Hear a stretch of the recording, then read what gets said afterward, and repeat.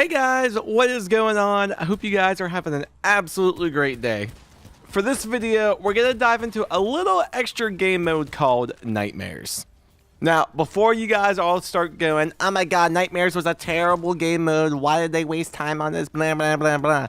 Well, Nightmares mode is actually very important for helping us understand the Black Ops 3 zombie storyline. In fact, you can even look back at Nightmares mode and say that we actually knew about Revelations as a map and its storyline implications ever since day one of Black Ops 3 releasing. So the purpose of this video is going to be, we're going to dive into the game mode, kind of analyze it, pick it apart, see which parts are a direct one-to-one relations to the zombie storyline, and then expand on these theories about what it may be implying that we actually never really knew about the actual storyline. So let's start off explaining what Nightmares mode was, how you did it, what the actual storyline it's explaining for those who have never played the game mode and don't know anything about it at all. Well, initially, Nightmares mode was only unlocked after you beat the campaign mode. Now, you could play X amount of missions and then you went into this campaign mode HUD and you could type a cheat code into the computer and it unlocked it that way as well. But the intended way was you had to beat campaign mode originally and then it would unlock. Now, the core setup of Nightmares mode was that it took all the campaign missions that you played through initially and it replaced all the enemies with zombies, and then it also reordered the missions that you played in. So the order of the missions that you played in the original campaign was not the same order of how they played out in Nightmares mode. Another big difference from original campaign to Nightmares mode is that they completely recorded new audio dialogue for the entire mode. In-game, cutscene, everything has new audio dialogue to explain this new story they were trying to sell us. Now, the in-game cutscenes and such are still lip-synced to what was the original campaign cutscenes, so it's a little bit awkward watching it. It messes with your mind a little bit, but that new audio dialogue is what can be really, really important for connecting it to the actual BO3 storyline. Now, for those who have not played through Nightmares mode yet, I'm going to go ahead, I'm going to do a very, hopefully short TLDR of what the actual game mode is and its story. If you are interested in playing through it yourself, it typically probably takes about maybe 5 hours on the easiest mode if you're just running through it and whatnot. But I do have all the cutscenes and dialogue recorded. It's about 2.5, 3 hours maybe. So if you are interested, I can upload a separate video and you can just watch it all in one go if you are really, really interested. Let me know down in the comments and I can possibly upload that later. But let's go ahead and get right into a hopefully quick explanation of this storyline. So you start up the game and you start hearing these voices talk to you. So we are sitting here in this void and we, the player, are conversing with this Dr. Salim, and we believe that this is helping us achieve our goal of stopping this character known as Deimos. The memories we specifically are going through are following the events that of us, the character, we are chasing down this squad of fellow dead hunters, as I believe they are called in game. For some reason, at the beginning of the game, we don't know why, but they allowed the zombie outbreak, which was contained, to break out of its quarantine zone, and we are now trying to hunt them down and capture them for doing so. However, as we continue to go through more of these memories with Dr. Salim, things don't always seem to add up. Some of the memories aren't how we remember them. They're out of order, making us think that something that happened later actually happened sooner. And Dr. Salim it seems like he's trying to twist us to go into a certain direction. To go alongside this as well, eventually as we are going through these memories, we begin hearing this other voice that we heard at the beginning, and they are telling us to don't believe him, but to go along with him at the same time. And this voice is known as Dolos. So eventually, time goes on and on through our memories. We're accounting everything with Dr. Salim, and finally it comes out to learn that the Dr. Salim that we have been conversing with this entire time is actually Deimos. We then proceed to learn that Deimos and Dolos are actually demigods, and the reason that Deimos is here is that he is wanting to open the portal from Malum, which is where all the demigods came from. He's wanting to bring his army through the portal enslave the human race, and wage a war against Dolos. We eventually also learn that Deimos is actually able to control dead hunters or just individuals that have the DNI interface in their bodies. And that is what the squad in the beginning of the game, when they allowed the zombie outbreak to spread outside of quarantine zones, Deimos is actually responsible for that, as he was controlling that squad. So we then continue to go through our memories. Even though we know that Dr. Salim is Deimos now, we're conversing all the way up to the point to right before we are about to die. Deimos tells us that he needs us specifically to help him to open the portal. Now, we are reluctant, we don't want to help him. However, Dolos then comes again and reaffirms that it's going to be fine, just do what he wants, trust me, I have a plan. So we go along with Deimos, and then we actually open the portal to Malum. However, things go a little bit strange. We go into Malum, and Deimos comes with us, while Dolos we meet there as well. At this point in the game, we are now out of the void, and we're in quote-unquote present time. We are in Malum, and we are listening to Dolos and Deimos argue with each other, learning everything, how Dolos has actually been like a guardian angel with us ever since the game started. She has been making sure we've been on the right track, making sure that we didn't get hurt or anything so we could help her plan, which her plan was to get Deimos to get back into Malum and trap him and stop his plans completely. So we then proceed to help out Dolos. We stop Deimos, but however, by stopping Deimos and everything, it has thrown the entire universe into chaos. Demigods are fighting other titans, and the entire world is completely chaos. We learn about this, and we agree to help Dolos and try to help set the world back in the order that Dolos is indeed wanting. And that is where the game ends.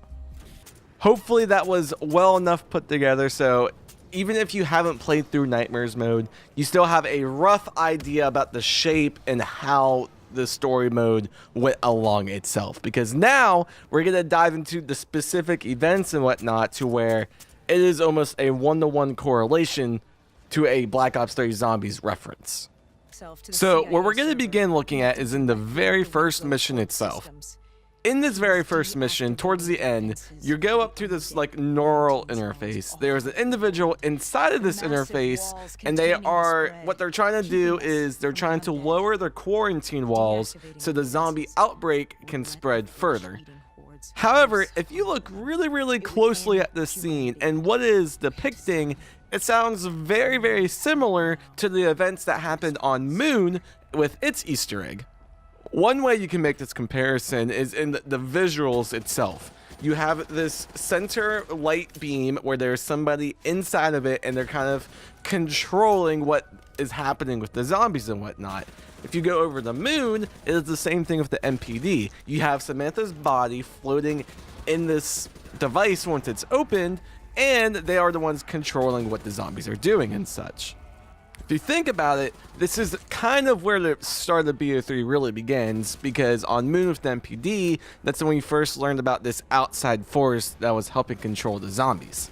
Just like how on Moon, this is when we learned there were greater forces, in this very mission, we learned that there is this greater force called Deimos. Now, this is when this theory for the connections to the BO3 storyline really starts to get interesting. Initially, people thought Nightmares mode was only a representation of Shadows of Evil itself. However, once you start looking into the characters of Deimos and Dolos and how they play a part of the overall storyline, it fits much more to what the DLC storyline season told us than only Shadows of Evil. So let's start off with the character of Deimos. There's a section of the game that perfectly explains him, so I'm gonna let it play. Filled with absolute evil. It sounds crazy even saying it now. But they opened it not realizing what they'd done, and they let him through. Deimos. Deimos, demigod of dread and terror. He caused the Coalescence disaster, unleashed 6115 upon the world, creating the undead that roamed the earth. There were details on Taylor's team. They were working for Deimos. Helped him trigger Armageddon. And I told him Deimos controlled them. Your friend Bishop was correct. There was a brain manipulating the undead. It was Deimos. Deimos realized he could access a person's DNA. He could possess them, inhabit them, consume them. He didn't need to turn them. Like puppets on strings. The undead are mindless creatures, but Taylor's team, Gojulan, anyone with DNA, they could be hosts. They were slaves to do his bidding. So hopefully you realize that Deimos is the equivalent to Shadow Man in the BO3 storyline. Because from Nightmares mode, we learn that he is from another dimension, he came into our universe, he can be manipulative, he tries getting you to believe that one false lie is real, but also he has the ability to take over and to help you even more do his bidding. The Shadow Man has these same exact characteristics, and looking specifically at Shadows of Evil, we see him impersonating Mr. Rat to get the reporter to get the summoning key. We see the Shadow Man impersonating someone specific for each of the main characters to go and have them commit sins, so that way they in turn can help him. But not only that, in Revelations itself, we see the Shadow Man himself take over the empty body of Maxis even. Hopefully you do see the connection between the Shadow Man and Deimos, but for now we're going to put them to the side and we're going to move on to Dolos. Now, for the majority of the game, we have no idea who Dolos is. It's just kind of this mysterious voice that we keep hearing talk here and there, and we're just kind of like, okay, it's kind of trusting, we'll go with this voice. Now, before Gorod Krovi or Revelations came out, it would have been almost impossible to connect Dolos to a character in the BO3 storyline. However, let's describe who Dolos is first, her attributes, her characteristics, and then we'll go further into it. So here are a few clips from the game mode that kind of explain who she is. There was also other information on his sister, Dolos, demigoddess of trickery and deception. Deimos, he didn't like her very much. Listen to me. Listen to the sound of my voice. I need you to trust me. Let him win. I recognize your voice. You've spoken to me before. I am the reason you're still alive. I've been with you from the start, traveling with you all this time.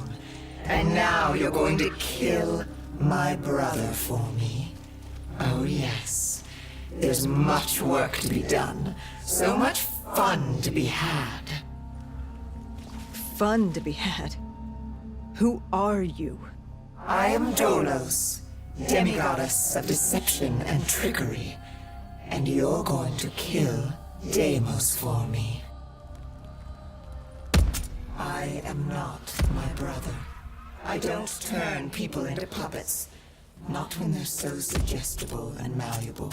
Why control when they can formulate their own thoughts? So we learned that Dolos has some type of family connection to Deimos. That is one of the main key factors for figuring out who the identity for the BO3 representation of Dolos is. Also, we know that Dolos has been with the character since the very start of the game, but obviously chose to hide her presence until the very, very end when things started to get really, really bad. Hopefully by this point you have put two to two together and figured out that Monty is the BO3 representation of Dolos from Nightmares mode. The biggest clue/hint that Monty and Dolos are the same person is that last clip that I actually played for you. Dolos mentions how humans are malleable and how you just need to suggest and that they do things. On Gorod Krovi, there is a Dr. Monty Wisp that says almost the exact same thing. The Wisp talks about how he's not supposed to get involved, he's supposed to stay on the sidelines, and he lets free will and people make their own decisions. But there are times where he sees things that he doesn't like, so, he can plant an idea, give a little nudge here and there and see what happens. But this is from Dr. Monty himself, and is exactly the same that Dolos says in Nightmares mode. So now that we know who Dr. Monty and Shadow Man are and their representatives in Nightmares mode, you can look back into this game mode and you can begin to make some really crazy theories, and this is when the fun really starts for all of this. So let's start looking into the actual order of the game mode and how it plays out. As I said previously, and if you know the mode, you're dead the entire game up till the very last mission, and you're recounting your memories with Dr. Salim, who is also Deimos, but he is trying to manipulate and trick us into thinking that he is Dr. Salim. As we keep going through these memories, we're encountering different individuals who have been controlled by Deimos, and we are having them either kill themselves, or we are killing them, or one of these fashions, right? Well, doesn't that sound kind of similar to the whole DLC storyline for Black Ops 3? Each character had its own DLC to where we found a past memory of themselves, which would have been influenced possibly by the Shadow Man, and we were putting an end and capturing their souls so that way they couldn't be corrupted. Seems kind of similar, right? And to go even further into this, during Nightmares mode, we learn that Deimos is able to access a person's DNA completely control them once he gains access and learns what their true fear is. You can also relate this complete aspect to the BO3 zombie storyline, because each main character, when they go to face the other version of themselves, it's the versions of themselves that have been consumed by their fears and whatnot, and that is how the Shadow Man picked them for targets for that universe. So not only is that specific part one-to-one to the BO3 zombie storyline, but the entirety of Revelations is the entire end of Nightmares mode, and it was completely hidden and you really couldn't see it. So we had this place called Malum. It was where Deimos was from. He was trying to open the portal back to Malum so that way his army could come through and could help him in his quest and goals. At the end, however, we opened up the portal for him, but we then go into Malum with Deimos and Dolos actually following us too. Once we enter Malum, we learn that this is Deimos' home, but however, the way that we envision Malum is actually from our own memories and such. With Dolos' help, this is the place where we're able to actually defeat Deimos and supposedly help set the universe back in order. We learned that by helping Dolos and defeating Deimos, the portal back to the real world is completely closed and we can never go back. However, that's not the case. Once we defeat Deimos, Dolos is like, oh listen, I still need your help. Now that we've done this, there's a bunch of other gods and titans that are wanting to cause a war and such. So Dolos actually brings us back to the real world, and then we go to continue and help her try to set everything back in order now. Now, I don't know if it's just me, but that sounds almost like the Revelations plot one-to-one. And it even helps kind of clear up the ending to Revelations a little bit. Alright, so think about it like this. In Revelations, we come to the house and then we're stuck there. We're not supposed to be able to leave. We're there. Shadow Man takes over Maxis so that way the Shadow Man can open a portal to open the Dark Ether for everyone to come through and come into our universe, right? So then we work with Monty, do the Easter egg, so that way we can capture the Shadow Man and then send him off. But not only that, since we are still in this realm, even though we're not supposed to, Monty devises this plan to like, oh, okay, I can still use you guys. So then Monty sends us elsewhere in the past to go deal with some of the other stuff that is now still occurring from the aftermath of what did just happen with the Shadow Man.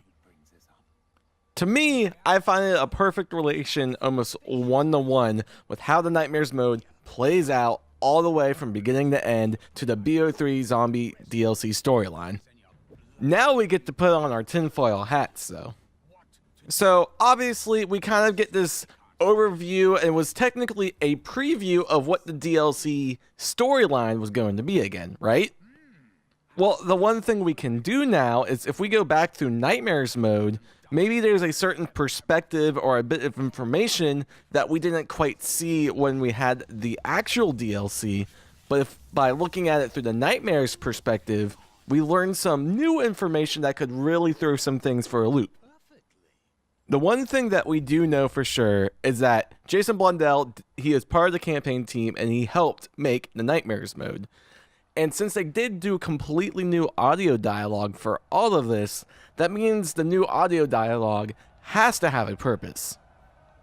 A lot of the really interesting dialogues come with Dolos, or aka Monty. We still don't really know that much about Monty, but towards the end of Nightmares mode, Dolos is kind of telling us everything she's been doing throughout the entirety of Nightmares mode. So it kind of, if we compare to what Dolos is saying and doing and throw it over to BO3, it gives us more depth and meaning behind knowing what Dr. Monty was thinking and doing and such. Take this following quote, for example. Deimos did exactly as I had hoped. I knew, given the chance, he'd turn all of humanity into his army. Only then could I take him home. But to open the gateway, he needed a human sacrifice. Just as the test subjects were sacrificed to open the gateway in Coalescence. A blood offering. You. Now, there are a few ways you could take that quote. One, you could take it as in Monty basically, he wanted the Shadow Man, to try to destroy the world and everything, He was acting like, he could handle it and he didn't want him to, but maybe he really, in the end, wanted him to actually do that. So that way, it was nothing that, he had to worry about. The other way to look at it is, if you look at Revelations itself, Monty tells us that he didn't know the Shadow Man was in the summoning key and he tries acting all innocent, right? Well, with this quote and a few other quotes throughout the game, Dolos, or aka Monty, kind of implies that he knew the Shadow Man was in there all along. So that makes you kind of think and wonder, how much of anything can you actually trust of Dr. Monty? Another interesting part of Nightmares mode is this one specific mission. We're supposed to go into this one area and we're supposed to secure this dossier that was going to give us information about who Deimos was. The one thing that we learned later on is that Deimos himself tried finding this dossier and activating it himself.